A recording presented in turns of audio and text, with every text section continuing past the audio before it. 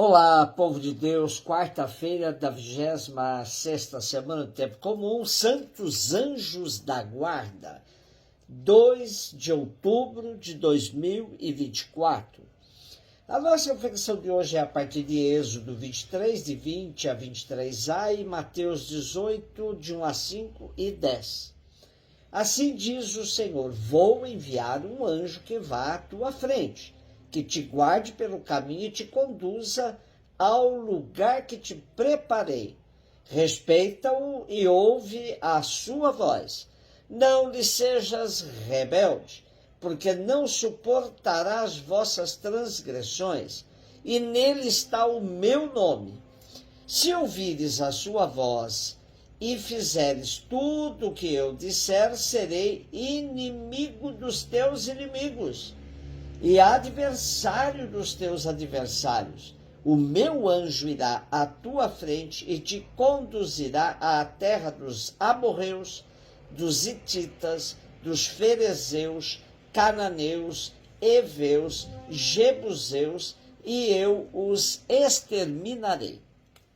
A Bíblia de Jerusalém tem uma nota muito interessante sobre anjos.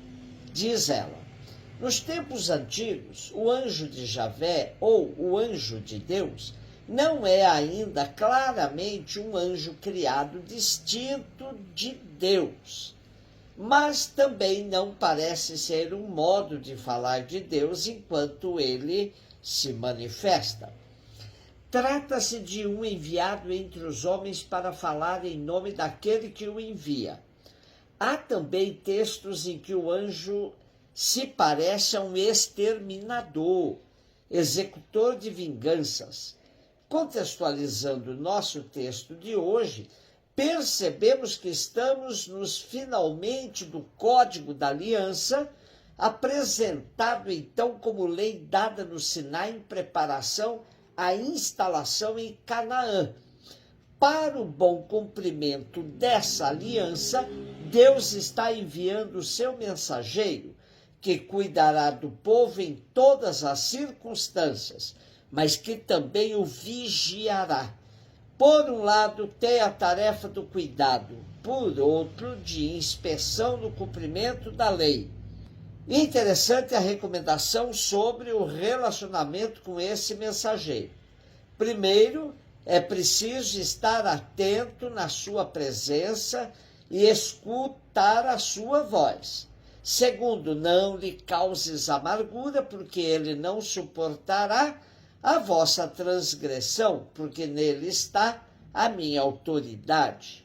Sendo atento e não lhe causando amargura, o anjo, ou seja, o mensageiro de Deus, também batalhará em favor do povo, sendo inimigo dos inimigos do povo e adversário dos adversários do povo.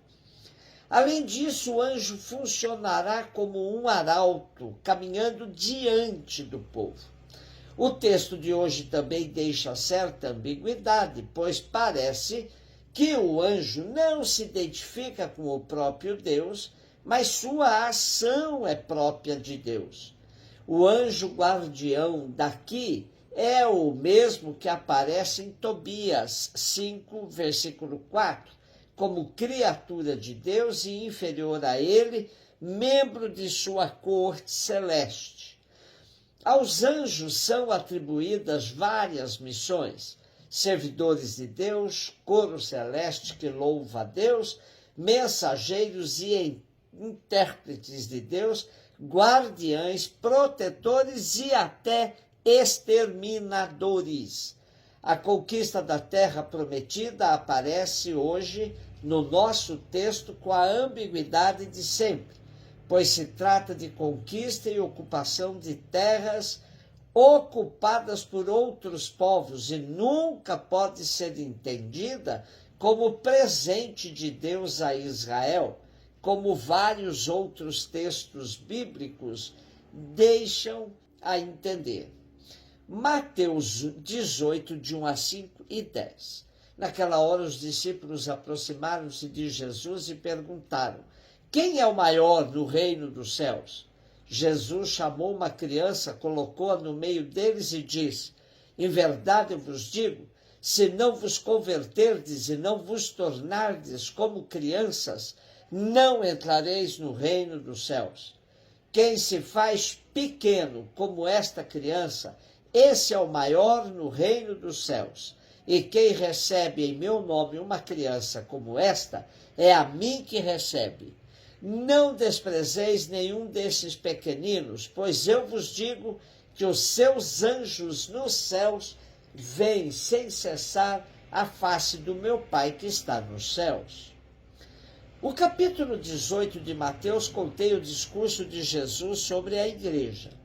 Neste capítulo, Jesus não fala às multidões, mas sim, em particular, para seus discípulos. Trata-se da lição ao pé do ouvido, para ir direto ao coração daqueles que ele tinha escolhido para dar continuidade à sua missão. A comunidade deveria ser um sinal eficaz do reino de Deus. Ela não esgotaria a realidade do reino, como tantas vezes na história se confundiu, mas deveria ser um sacramento do reino na história da humanidade. Dentre tantas indicações fundamentais, para que vivamos verdadeiramente sendo sinal do reino na terra, Jesus enfrenta uma mentalidade dos discípulos que ainda tem como referência as estruturas humanas, onde o que conta é ser maior, estar por cima dos outros.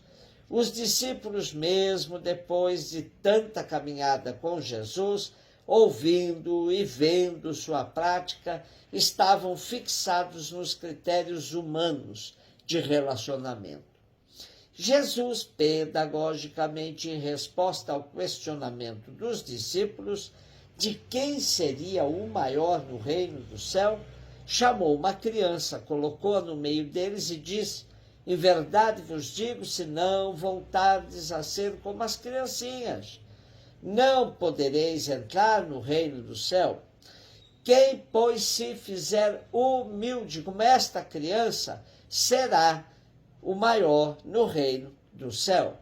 Quem receber uma criança como esta em meu nome, é a mim que recebe. Ora, é evidente que Jesus não está recomendando ingenuidade e nem criancice, mas a simplicidade própria das crianças, que naquela época eram seres desprezíveis.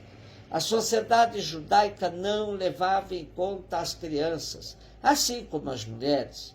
Basta lembrarmos-nos do episódio da partilha dos pães, onde a narrativa termina dizendo: os que comeram eram cerca de 5.000 homens, sem contar mulheres e crianças. Literalmente, mulheres e crianças não eram contadas na sociedade excludente e machista daquele tempo. Jesus inverte a hierarquia de valores do seu tempo e alerta: livrai-vos de desprezar um só destes pequeninos, pois digo-vos que os seus anjos no céu veem constantemente a face de meu Pai que está no céu. É clara a relação dos pequeninos com os anjos, entendidos como criaturas puramente espirituais e dotadas de inteligência e vontade, que servem a Deus e são seus mensageiros.